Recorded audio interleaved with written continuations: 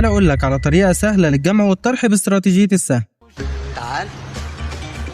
لو عندي رقمين زي دول محتاج اجمعهم، هشوف الرقم الصغير وبعدين هعمل سهم ناحيته، وبعدين هشوف الرقم ده كام وابتدي ارسم 1 2 3، وبعدين ابتدي العد من هنا 5 6 7 8، يبقى الناتج بيساوي 8.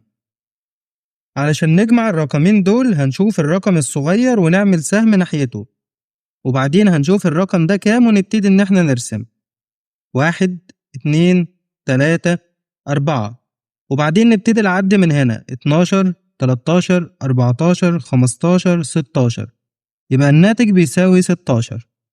طيب لو عندي رقمين زي دول ولكن في عملية طرح، برضه هنشوف الرقم الصغير والمرة دي هنعمل سهم ولكن بالعكس، وبعدين هنكمل من هنا 5 6 7 8 9، وبعدين نبتدي نعد الرسم 1 2 3 4 5، يبقى الناتج بيساوي 5.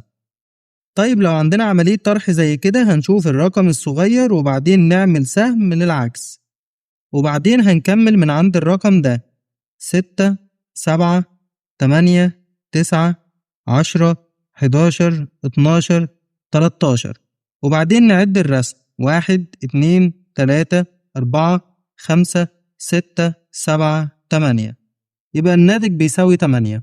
وبس كده، دوس لايك لو الفيديو عجبك واعمل شير عشان غيرك يستفيد.